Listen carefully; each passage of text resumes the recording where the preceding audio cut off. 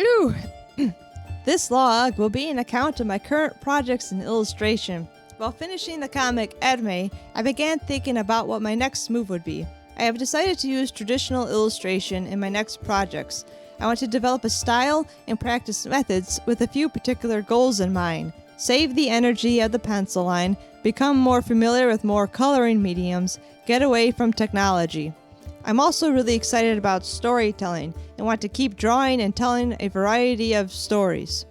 The coming videos and logs will follow my journey of illustration and bookmaking, and I'll share everything I can about the process for those who might be interested in doing it for themselves. So, without further delay, the first log. Why am I here learning how to draw again? Long story short, working on Edme, my 188-page comic available now in the link below, taught me a few things. For a while, I was really hung up on the style of the comic. I was pulled between what I'm capable of, what I think it should be, and what I want it to be.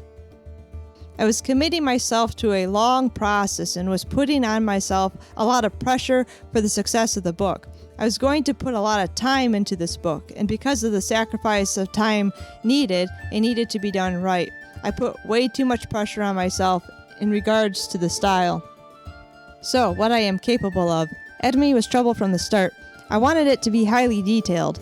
There are comics and art that I admire, and I wanted it to be like those. Illustrators such as Dorr and Durer were, and still are, particularly inspirational and motivational to me. Though through the process of making my own comic, I've learned maybe this style of illustration is not for me. In some of my art and illustrations, you could see that I have tried to explore that style. It doesn't nearly touch the same quality as Durer, but maybe you get the idea. So I had to come up with Plan B, for going more detailed illustrations for something more simple, modern, and duplicatable. So, what I think it should be.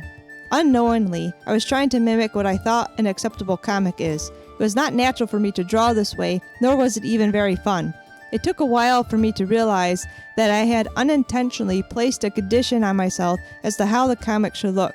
These ideas naturally came from the input of the influences around me. Social media, comic shops, friends, other artists, everything.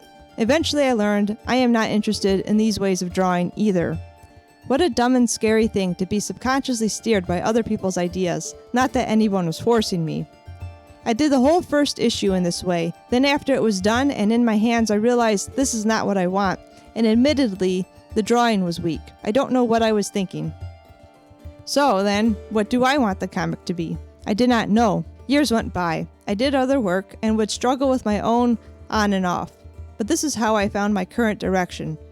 Through a series of events, life, I was learning how not much really matters.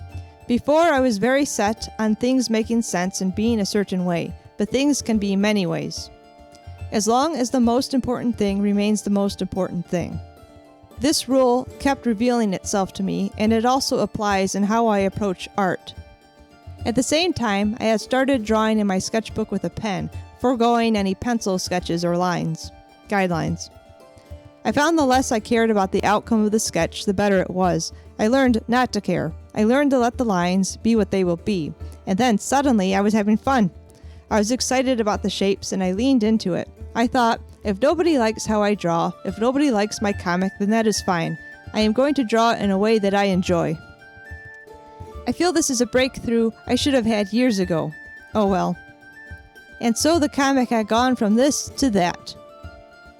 More important than my drawing style or skill developing is my new mindset. And it is with this new mindset that I am planning my next projects and processes. Keeping in mind that not much matters, have fun drawing, and you have more options and freedom than you are aware of. So, during the process and the finishing up of my comic, I have been thinking about how I want my art to be moving forward. In my next entry, I will talk about my experiments with mixed media. Okay, goodbye. A little note, I am new to making videos, and I am sure that these are very rough, but I will work to make them better and more informative. Thank you for your patience.